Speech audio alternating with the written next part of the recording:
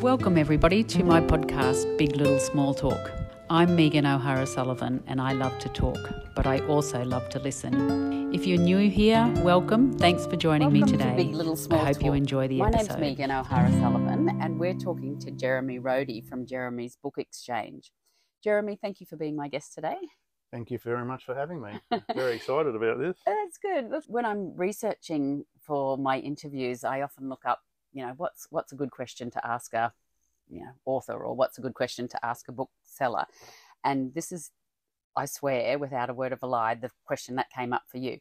How did you come up with the name of the shop? Jeremy's. Yeah. That's exactly right. It was a very difficult question, yeah.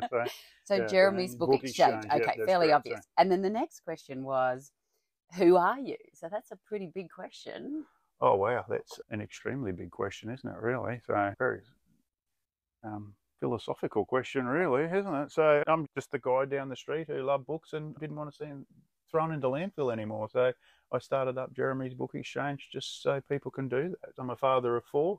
I'm a loving husband, a couple of pets, got a camper van, and I love to travel. So, yeah.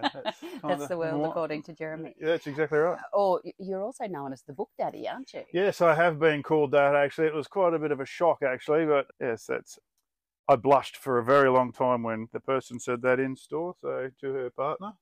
So, yes, I'm at my book daddy's place, I was sort of like, I just sort of, one of those moments you disappear behind the counter. So. It's interesting. When I was looking at, I saw on TripAdvisor that it said about your store, it said a place where you can find books that are looking for you. Yes. I actually believe that. People contact me all the time looking for books, and if it's right there in front of me, I'll tell them about it. But we don't have a catalogue as such. People donate to the store, and from there we just turn around and sell the books for $8 each, and with an exchange value of $3 when they bring it back. We sort of have a thing in the bookstore is people come in and slow down. They leave the world at the front door, shut the door, and then they've walked into a different world, which is the bookstore. So they can just slow down and search the shelves until the book finds them. A lot of people come in, I haven't seen this book for years, that sort of thing. The book's been sitting there waiting for them for that special thing. So yeah, other people have come in, they've been looking for one book and they've bought so many other books, and then they find the book that they were looking for and they were just like, no, I'm happy with all of this. So yeah, just let them slow down and look for the books themselves. So, we have had people come straight up to the counter demanding certain books and stuff, and we had a couple of people come in looking for the same author, so I've banned that author from, I won't say the author's name because he's quite well respected, but from the store, because, it's not the sort of genre of people we want coming in demanding stuff and then leaving, it's just come in, slow down and enjoy yourself. So, yeah. So. Let me just get that right. So a couple of people have come in looking for the same author. Yes. And the way that they approached you and asked the question, yes, you didn't like that. No, I didn't. No, so you thought, right, if that's the type of person that reads this author, yeah, we don't want them in here. That's exactly right. Well, the volunteers, they were just like looking at me going, what's he going to say this time? And they were just like, I think we're just going to stop this, because the books were actually within a metre of where they were sitting up there, because they're quite a popular author. And, all they would have to do is turn their head and see them. But we were just like, nah, if that's how people are going to be, that certain genre, certain author chasing genre is, we don't need that. So, just slow down a bit. So, yeah. So. Was it Stephen King? No, it wasn't Stephen King. Was it Jeffrey Archer? No, it wasn't Jeffrey Archer. So could have been another few other people, but no, it wasn't. It was a very famous Australian author. I don't even know if they're alive or dead. I probably should research, but anyway, we won't get into that. That's a great story. Well, that's so much like Black Books, isn't it? And the owner of Black Books. Yeah, so I've had that thrown at me quite a few times. I have modelled some of the store on Bernard's ways and I think they describe Bernard as a person with a lack of interpersonal skills. Is that you, Jeremy? If I knew what those words were, probably it would be. It's like, yeah, no, big words aren't my forte. So So do you think, going back to what you just said before, in all seriousness, do you think there are the types of people who like certain authors, they have certain traits, do they? Mm-hmm. I find even when you're reading a book, you take on the characters in the book. So if it's not a very nice person that you're reading about, I even snap at my wife sometimes like this, and I was like, oh, and she reminds me very quickly not to be like that. But it's just, you just take on those certain traits. And like, if you're reading about bad things happening all the time, well, then I start to feel that these bad things are happening all the time. So that's why, yes, I do find when people are chasing certain authors and that sort of thing, you know, I feel that they do take on those traits. Yeah. So you said before that you don't have a catalogue. You no. don't, right.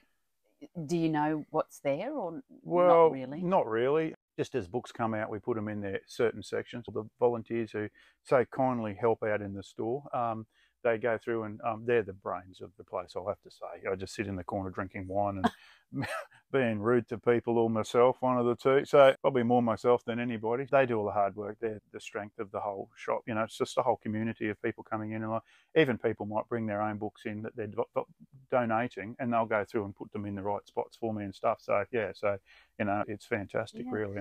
Well, that was one of my other questions, and it I wrote down, what's your philosophy around organisation of the bookstore?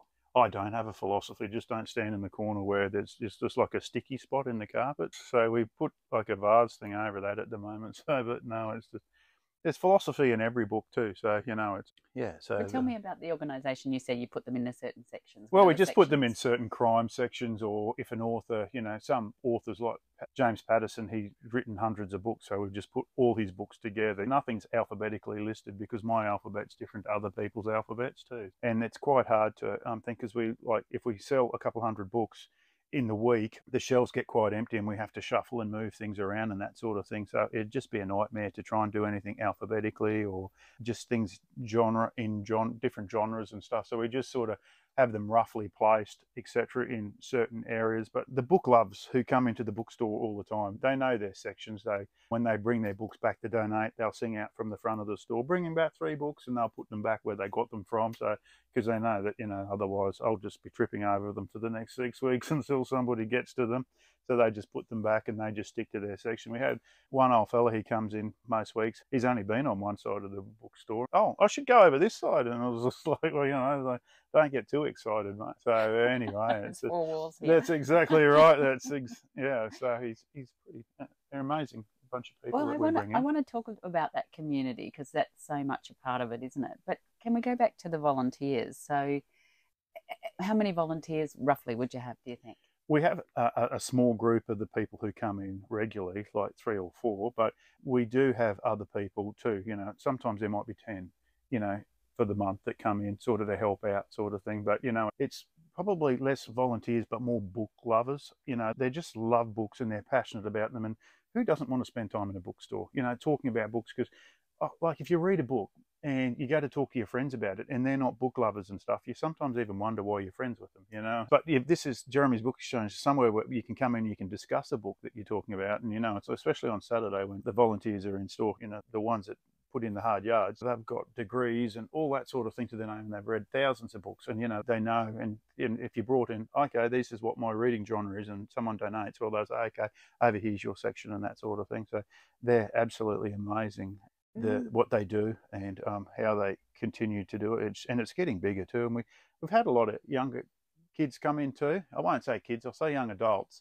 because it's hard to find work these days too. And where do you get a chance to work? Because unless you've got experience, nobody wants to know anything really, doesn't want to know you or anything. So we had one young person come in and played the clarinet for years in the store, and, you know, not wanting anything for it. But, you know, it was, her mum said, you know, you have to do this. Jeremy, I want to know about the community in the bookstore. So do you have book clubs as well? Yes, we do have book clubs. We have them closed book clubs just because people come in, and once they've got to know us and I know their reading style and stuff, I can slot them into different book clubs and stuff, because different genres read different things. So we've got the couple that we do have running at the moment. They're amazing, the different readings that they do have, but they're very particular to sort of their reading groups, the genres that they do read, and some are new books, some are older books. But it's very important just to slot the readers into the right book club, otherwise it is a clash of personalities too. You know, we do have other reading clubs that come in, but book clubs that come into the bookstore, and one of them's newest members, like 12 years, you know, the newest member of there is like 12 years, you know, they're the newbie, they've only been here 12 years. And, you know, that they'll be reading the same book each month. You know, they'll all sit around and then they'll discuss the same book, you know, why they do knitting or drinking wine or discussing teas or whatever. But with our book clubs that we run through the bookstore, you just bring in whatever you've read recently and just run from there. So, and you discuss it, and it does get some people's talking skills up. It hasn't helped mine at all. And but then people, you can just see the passion. You know, they'll start talking about the book, and then they'll get to their favourite part, and they'll read a passage or something out of the book, and it's, you know, you just like talking to a different person too.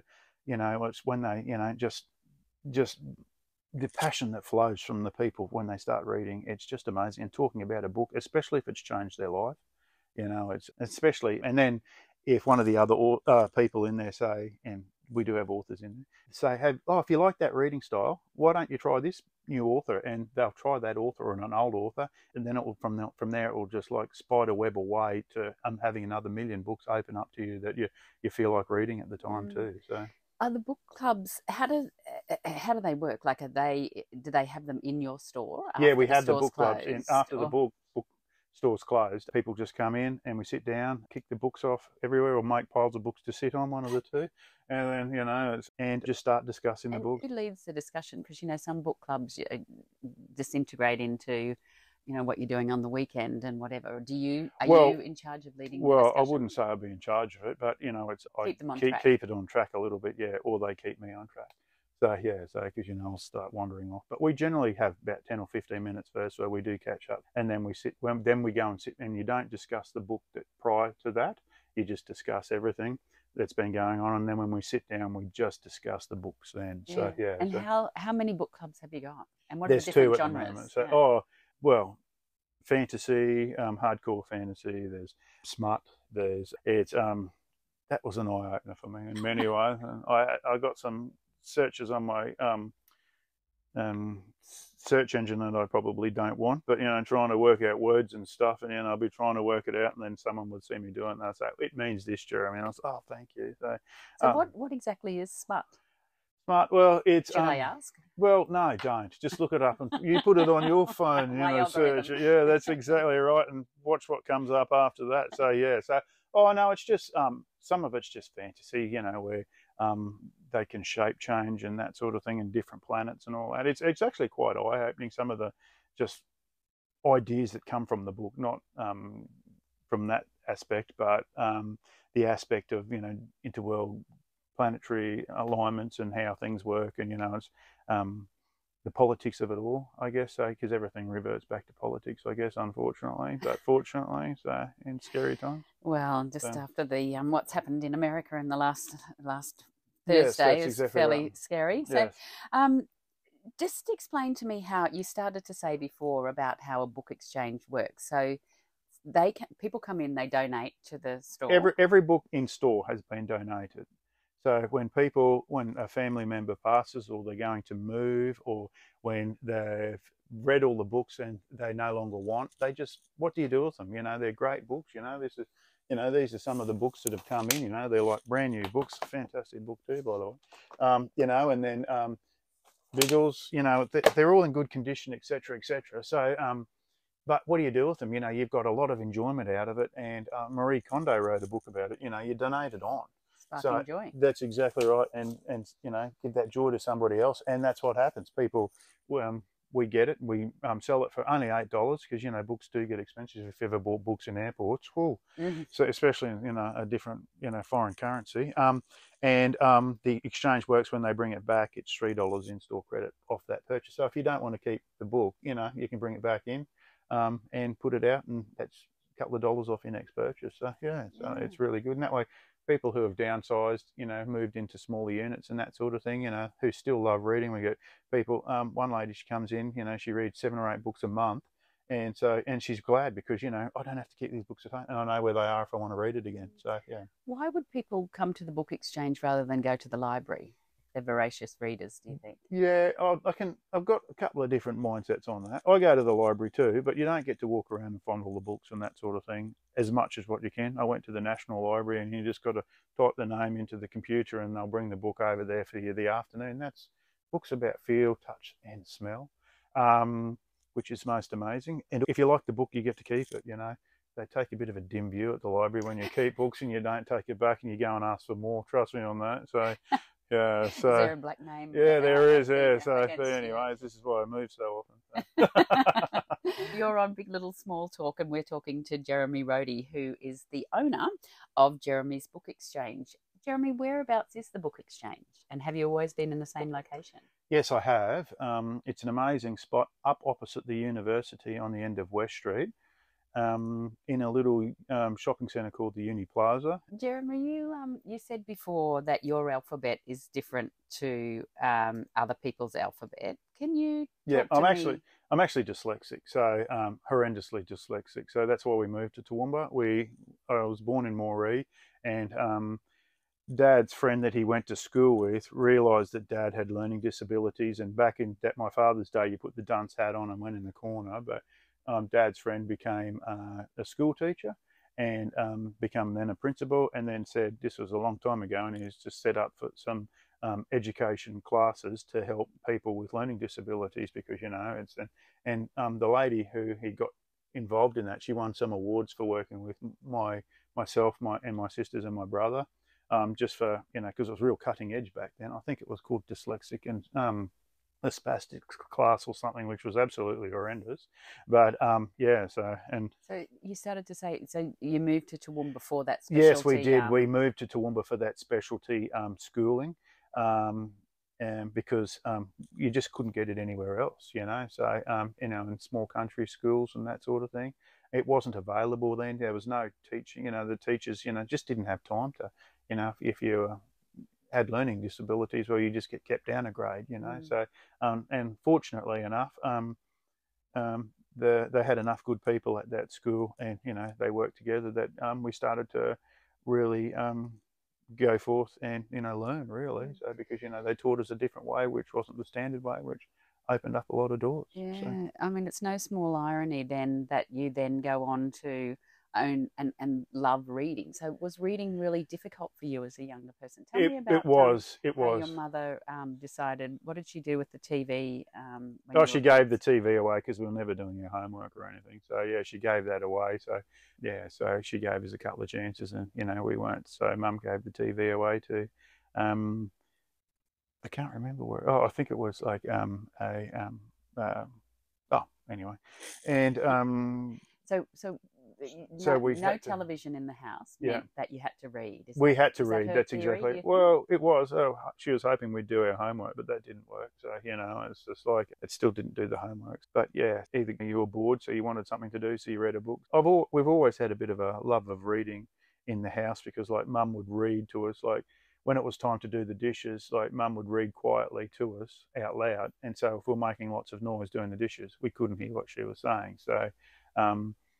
It's very much a thing. But a lot of people used to read back in the day, I guess, because, what did you have? The ABC pretty much was all the thing was on TV, out on farms, etc., unless you went out to the satellite dish and changed codes and stuff around, and then you could get, some mouldy Brisbane channel or something. So, it's just stayed on ABC so the parents could watch the news and see what was going on. The local gossip. You said that your father had learning difficulties as well. Yes. So what type of work did he do? Dad did a bit of everything. He was a mechanic by trade. He grew up on farms, and he was a mechanic by trade. And he had his own contract harvesting business, so he could work for himself quite well, and working for other people as well. So yeah, he did that. Do you think was yours a household full of books? Yes, it was. We were very lucky to have a lot of books in our household. Very, very lucky. Dad was a reader. He loved reading, but speaking out loud, reading out loud is quite a problem even today for me. It's even reading my own children's books that I've written, I really struggle with it. So I'll read it 100 times, and once I've just about memorised it, I can read it then. So. But reading in my head, like I can speed read very fast and that sort of thing. Right. So the dyslexia didn't affect your comprehension of what you're reading. Like, how did it impact your life? Was it in many different? Well, it was the writing. I've got a horrible writing style, but that's because I went to many different schools, and every time I was going to a different school, whether it was in Queensland or New South Wales, changing states, they were always changing writing styles and stuff. So I've got the mashing of about 10 different writing styles. But yes, no, what was the question? The question was, how did it impact your life? Well, the dyslexia. The dyslexia. Well, there's a thing. So I wasn't able to learn the same way other people could learn. I do maths in my head, like I'm fantastic at maths, and like the teachers would, I'd go and do an exam, and I'd just go through and write the answers down because I couldn't do the working out. But I could just go through and I'd work it out in my head and just write the answer down, and then I'd get sent to the principal for cheating. So because they'd say, well, how else did you come to the answer? And like wasn't very good with words, and I'd just sit there and be quiet, and so they send me eventually to the library because they knew that I'd just be quiet and read. And the librarians loved me because they knew that I was a voracious reader. So, then the principal would get, sick of dealing with me. So he'd just send me to the library because I love librarians. They're fantastic. The work that they do is absolutely amazing. Every school should have a library. And if you wanted to pick a school, I'd definitely say, who's your librarian and do you have a dedicated librarian? Because like if your kids aren't going to be academically the same as every other kid in the school, well, the librarians can help them immensely, moving them off into a different universe of books, which is amazing. So, yeah. So. Now, I wanted to ask you too about Buster is a Wombat. Oh, yes. I love it. What does that mean? Buster is a Wombat is my first book the first book that I had published. Buster was a wombat that was one of the houses that were out. I can't say too much because he's a native animal, you're supposed to go and surrender them. They were coming home one night and they come across a wombat that had been killed beside the road, and they rescued him. And so they took him home and went and got the stuff and got him bigger and bigger and bigger, then released him into the wild, which it's a true story. So it was kind of cool. Watching my kids look through the fence or patting a wombat, that was the next door neighbour's yard. So, it was absolutely fantastic. So, yeah, I wrote the book down. I sat down with a friend of mine and we worked out some repetition, rhythm and rhyme. And she gave me a few ideas of what to do and how to do things. And from there, it was very easy once she explained what to do. Yeah, she's amazing. Emma McTaggart, I'm sure you know her. So, yeah, she's pointed out and things. And the way she just explains things is just like absolutely fantastic. So yeah. We've had a couple of authors on the show, and we had Rory H. Mather not so long ago. Super cool. I got a bit of a man crush on Rory. You can tell him that. I think I've told him myself. So yeah. You can call him your book daddy. Yeah, I can. He's my book daddy. So yeah. In a weird kind of way. Yeah. So another one of your titles for your books is Georgie the Bee. Yes, I've got native bees. I love bees. Am highly allergic to them as well. So, but that's why I love the native bees because they don't sting. They do bite, but they just love bites. So that's a lot different than being stung, isn't it? So I've got native bees because you've got to do what you can for the environment, and with all the trees that were cut down, which I was a part of when growing up on farms and stuff, we did a lot of land clearing and stuff. We knocked a lot of the hives around, so I can do my little bit now by having native bees, and I have them in town, and one's even, because they split themselves if you don't split them, and has moved into the house with me. So we've got a little beehive attached in the house. So it's a beautiful symbiotic relationship with the bees living in the house. They live outside, of course. I haven't invited them inside, even though one does come in occasionally. But Georgie the Bee was probably the most picturesque book that I've done. So yeah. What do you mean by that? The pictures in there. I work very close with the artist, and the first book I wrote had published was Buster, and then Raga the seagull, and then Georgie the Bee. And my writing styles did develop a bit, and so did the artist. Had a lot of fun when I'm meeting the artist and doing all the pictures, etc., with Mark Phillips. He's an amazing guy, and brilliant artist, absolutely fantastic. So is the children's books, is that an ongoing thing? Yes, it is. I'm always writing more books and that sort of thing. Whether I get them published or not, it's a different thing. So, because what I just did the first time I did it was just to give Christmas presents away to the kids and that sort of thing. And then someone was just like, Jeremy, these are pretty good. And I was just like, oh, are they? And I was just like, yeah. And then had a few glasses of wine with a mate of mine, and a couple of weeks later, I got a phone call from your secretary. Oh, when are you dropping your book in? So yeah, so apparently we discussed it during the night, and so I've got a book published. So right, yeah, so that's what you do. Self-published. It was published by. By publish, yeah, the local publishing firms, Greenridge Press. So so they've been amazing, very helpful, absolutely fantastic. Like, I'm not computer illiterate at all. I just take everything into there, say thank you very much, and just back away slowly. And they just give me a book in a couple of weeks' time. It's fantastic. So, and is the ambition to be a children's author? Or is it I just absolutely, something that you? I absolutely love writing books and going into the schools and chatting with the kids and reading the book to them and getting asked questions and stuff. I remember the first thing that sticks in my mind is I got all dressed up because it was my first talk that I was doing to the kids, and I went in there and I said the book out loud and all that sort of thing, showed the kids the books, and the boys were laughing, the girls were oohing, and they were laughing and all that. And then I said, is there any questions? And everybody put their hand up, and I asked this little girl in front, oh yes, what is it? And she said, why do you have heels on your boots? I was just like, this is my first question. So I'll never forget that. That's so right. yeah, that's exactly right. You're so tall. You don't need heels. I said, thank you. So that was what it meant. It wasn't that she was just completely distracted by your boots. No, it wasn't. It was just, So I still to this day don't know. So, but I just love the way everybody's mind works differently. So yeah. Yeah, appreciate that difference. Exactly. I just love being creative and stuff, to be truthful. So and I do other artwork and stuff too. It's probably what you can see here in the corner. So well, just remember, Jeremy, that we're on radio. Yeah, it's not a visual medium. No, that's exactly right. Well, I'll be able to judge your idea with regards to that. Jeremy's taking the towel off a canvas. A canvas, and it says free. That's exactly right. Free sanitary pads. That's exactly right. What do you think of that's kind of cool, isn't it? It is kind of cool. That is kind of cool. So what we might do is take a photo of you with that, and then the listeners can go to our Facebook page and see that.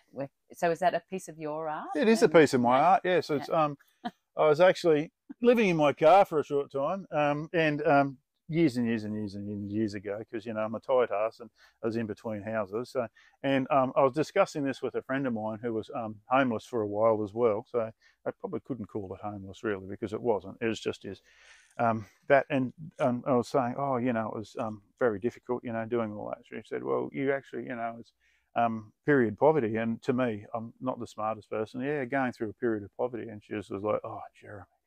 So she was like, no, sit down over here, Jeremy. And then she explained it to me, and I was just like, wow. I better make an art piece. Well, I thought about it later, and I was just like, I can't believe I was so naive. But then, it's not something that, men really, associate with it all. And, it's more out in your face now. But, as a guy, I never had thought of it at all. So never in my wildest dreams had I thought of it, So it was quite a thing. So, it's just, so that's got me brainstorming for about a week. What can I do? What can I say? What can I do? And it's just like, well, that's all I can do. You can't change the world sometimes, but you can change one person's opinion. So, so I did that. I think the government brought in the last couple of years free sanitary products at schools and for kids. Some schools and that sort of thing. It just surprises me that you can't just take your Medicare card in and get, if you need to, a free supply for the month off the pharmacist or something. It just does not make sense to me. Well, when Jeremy rules the world and is the Prime Minister, that's exactly we might... well, I'll just take some pictures, some plays out of Trump's playbook, Promise the World, and everybody will vote for me, and this sort of thing. So it's an interesting time, that's for sure. I'll just remind the listeners that they're on 102.7 FM, and we're on Big Little Small Talk with me, Megan O'Hara-Sullivan. Jeremy from Jeremy's Book Exchange, Jeremy Rhode. Do you make a living from the Book Exchange, or do you have another side hustle or a main hustle in the Book Exchange? I do have a main hustle. I don't have work. I have a hobby. I love my job, everything that I do. I do love the bookstore. It is a wealth of literature to me, but the wealth of money does not flow forth from it. So I do get first chomp at the books if the volunteers don't beat me to it. So, it's my painting business. A house painting business is what I do during the day. So that's why my hours are after work at the bookstore. And I just go into people's homes and help freshen up their lives a bit. So, yeah. So, are you hanging wallpaper? No, I don't do wallpaper. A guy I used to work with, he worked in England for 20-something years, he was brilliant at wallpapering. So it's a skill that I didn't get involved with. But even though at TAFE, I think it was 16 weeks of TAFE, and 10 of those weeks was wallpaper. Because the guy was adamant wallpaper was coming back. So, but he missed the boat on that one. You think I think so? so. Yeah, I think so. There is a lot of call for a wallpapering person.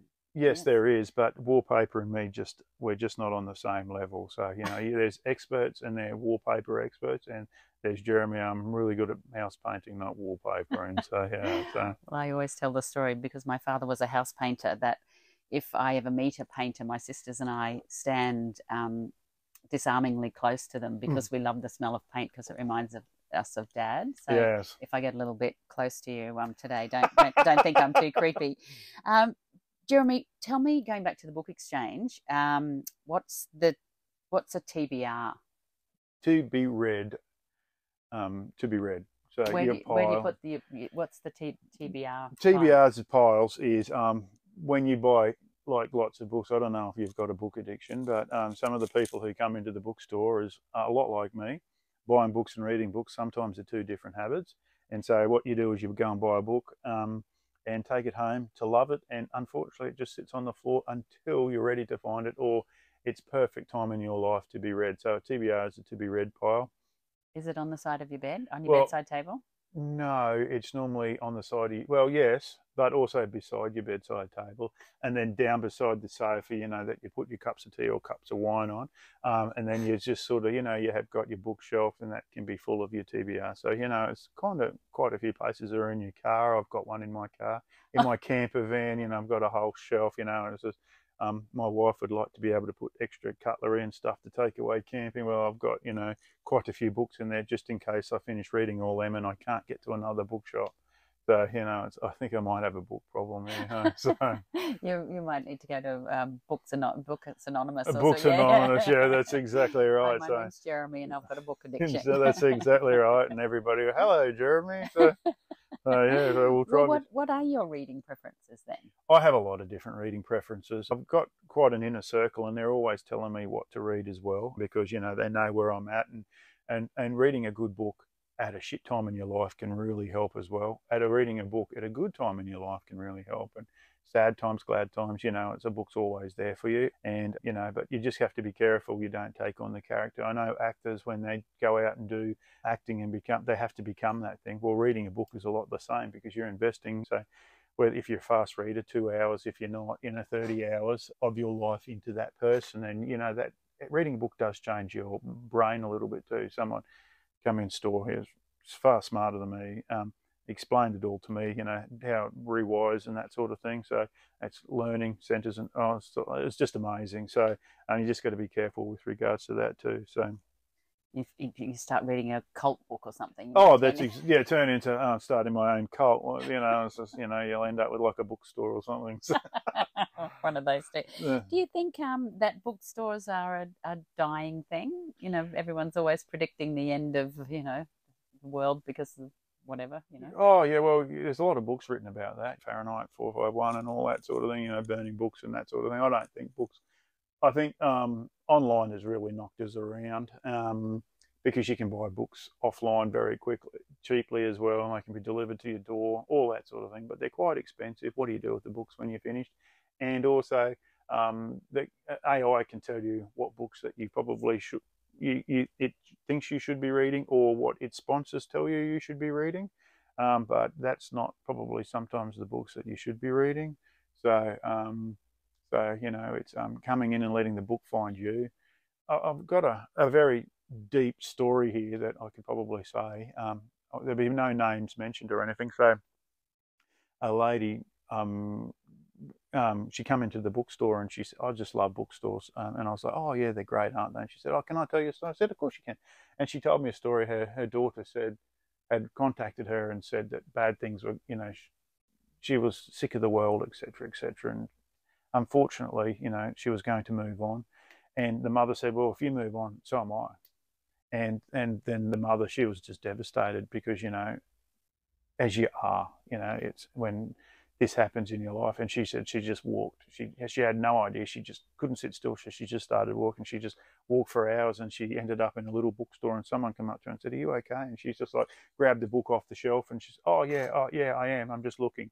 Then she sat on the floor and she started reading this book she took off, and it was a book on the Camino. And for people who don't know, the Camino is like a walk over in Europe that people can go do, a very spiritual walk, etc., etc.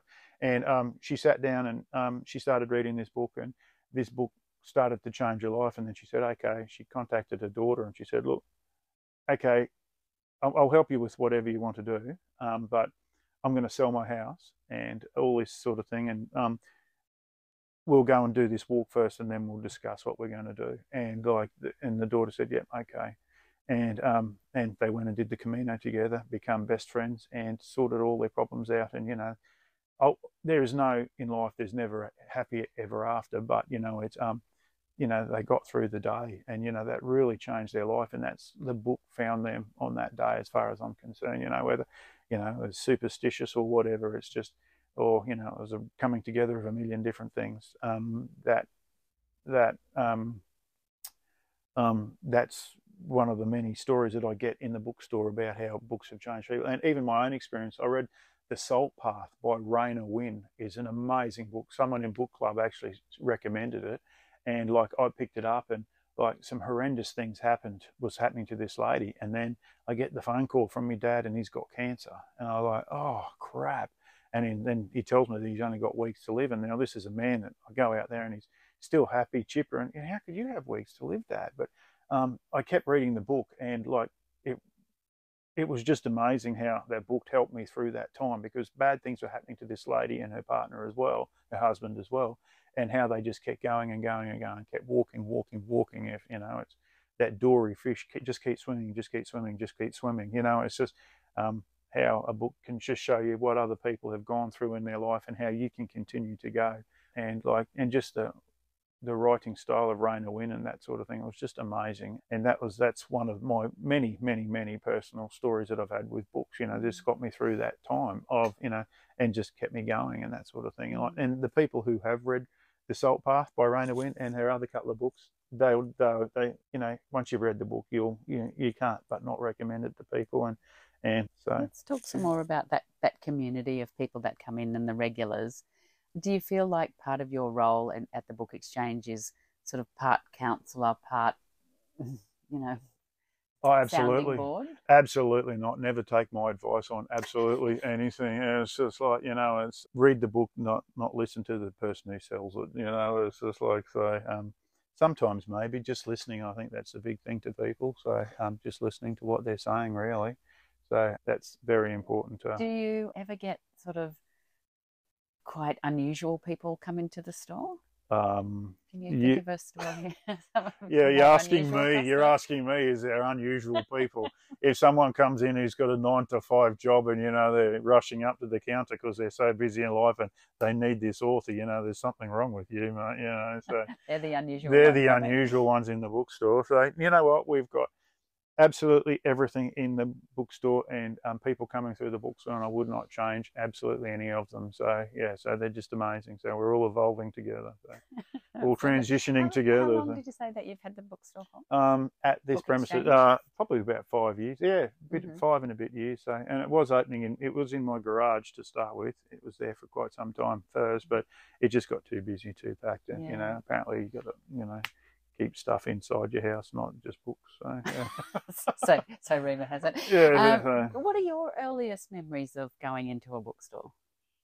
The Caloundra Book Exchange. Yeah, so the Caloundra Book Exchange. Going into there, I modelled the bookstore a lot about that. Just going in, just seeing all my friends, because I went to a lot of different schools. So the only sort of thing that I had in my life growing up was the same books, like Enid Blyton and all that sort of thing. It's and they were just sitting on the shelves waiting to go on another adventure. So, and I went into Caloundra Book Exchange and they were all there, and it only cost money to get them. So I was just like, oh, this is fantastic. It's just, and it was just a magical place. I remember watching, what's that movie called where the horse dies? The Never Ending Story. So, and I just the kid who went in there and just started reading the book and just fell into the story. Well, that's me every time I read a book. So, when I walk into a bookstore, that's me. I just walk into there, it's the smell of the bookstore. Well, yes, it's the smell, of course, is such an evocative thing, isn't it? Do you ever not finish a book? Yes, absolutely. Yeah. I do. Even good books that people tell me to finish, and I haven't. There's even a book that I want to start, but I can't. It's if a book's just horrible, I will put it down and not finish it. So simple maths is, I'm 45 or something. So say I live to 80, so there's 35 years I've got left if my math serves me correct today. And say I read 200 books a year. Well, there's 7,000 books I've got. So if it's a horrible book, I'm not picking it up. So yeah, I'm not going to finish it. But there's a book here. I love the title of this book. The Pleasure of Hating. Yeah, how good's that sound? And I want to read it, but because that's a great title. But what happens if the book doesn't live up to the name? I'll be so disappointed. So it's So that's just one of the ones that you've got in your little bag of tricks. Yeah, I've got my little bag of tricks so I can touch and feel and remember. Starting the book exchange, do you think that was that something brave that you've done in your life, Jeremy? Oh, I'm not brave at all. I'm the cowardly lion out of the Wizard of Oz. Oh, we'll even live in Oz. So where's Dorothy? Let's skip off to Canberra and see what's happening. So it's yes and no. I was always going to have a bookstore. I knew I was always going to have a bookstore. It was just a thing. So, being dyslexic, you say the wrong thing, you do the wrong thing, you fail at a lot of things. So failing doesn't worry me. It's just a part of life. So the bookstore will never fail because it's just amazing, and the lives it's touched, including mine plus other people. It's a great community to think. I sometimes like to ask people, when do you feel the safest in the world? I think I know the answer to it already. Yeah, it's in the bookstore. Yeah, with a community of friends around me. Yeah, so I'd almost call them book family, book loves. So they're so non-judgmental too, because we're all booky people.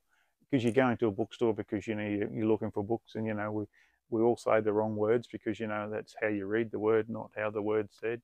So we're all sort of part and parcel of one another. Yeah, so the bookstore is a very safe place. So. What are your thoughts on books being banned, some books being banned? Oh, I think it's a bad thing, depending on if it's hurting children or anything along the lines of that. But who gives somebody the right to say what should be read and what shouldn't be read? And presentism today is a very big thing, because what was written 200 years ago as acceptable isn't today.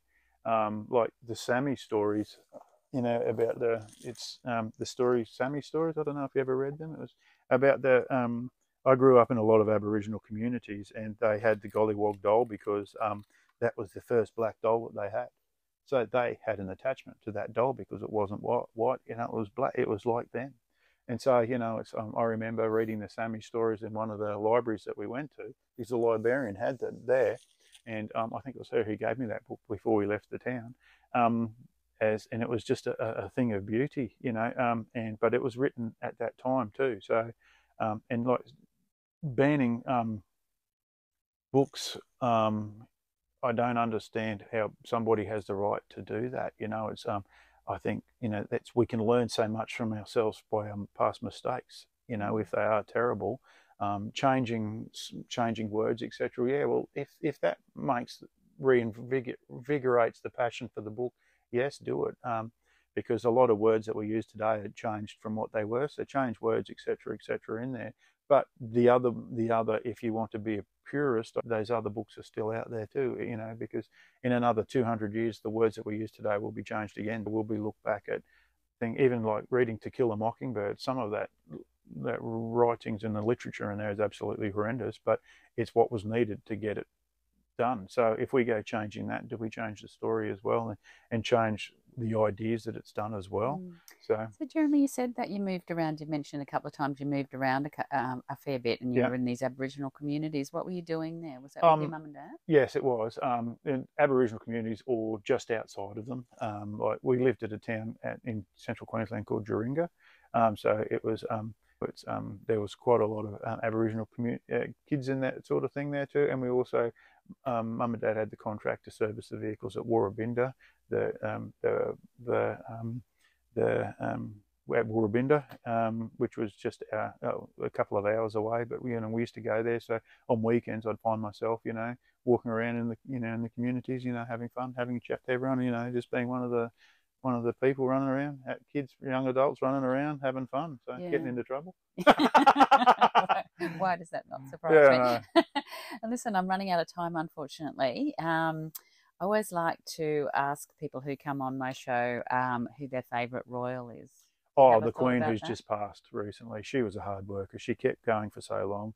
Anyone who works hard, you're right by my books. She was fantastic. So I don't know if I'm a royalist, but I'm certainly an Elizabethorian, It's just like I love the fact that she, she worked so hard. She just always had dignity. It's just like I don't know. It's that's how I see her anyway. So yeah. Was she a book reader? Do you know? What would have her style been? Do you think? Something about corgis. Definitely something about corgis. So. And horses. Oh, most definitely about horses and Land Rovers, I guess. So yeah, so horses, corgis, and Land Rovers. That's it. You think? All right. So, do you participate in the watching celebrities? Do you have a favourite celebrity scandal? I don't get into gossip. So yes, I'm a tradie. I can't get into gossip. You don't talk about your customers, or I don't really get into celebrities. My celebrities are in books, Well, Tim Minchin, there we go. His kids' book, it's fantastic. So, yeah. So called Naughty. You've got that with you as well. Yeah. So it's a little bit. Sometimes you have to be a little bit naughty. Yeah. So I really enjoy Good him. philosophy. Loved it. Yeah, absolutely. Yeah, right. So, what about on a more serious note? Do you have any life regrets so far? I try and make a regret every single day. So, life, you got to wake up to a regret, don't you? Does it involve something to do with the red wine the night before? Yeah, sometimes there is that too. Yeah. So, no. So, it's best to live life to its fullest, and regret it tomorrow, I guess. So, yeah. Well, that's the wise words of wisdom that you're handing out at the bookstore. That's exactly right. Yeah, it is. Just go for it. Just go for it. Yeah. So. Are you a dancing man? Is there a song that can't keep you off the dance floor? Yes, there is actually. So it's the crackle of the fire and the dancing of the ocean, of the waves. The noise of the ocean waves and just the sand in my toes. So it's just.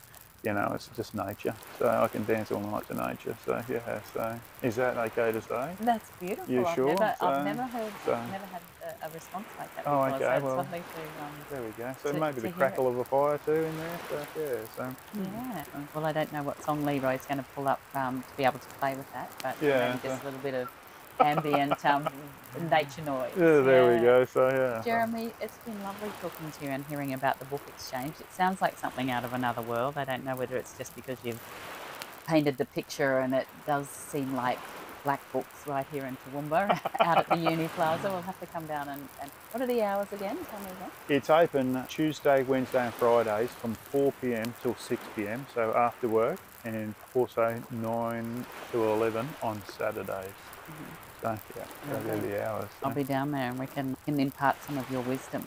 Oh, okay. Wisdom comes from the empty bottle of wine. So, Jeremy, thank you very much for being my guest. Thank you. Little Small Talk.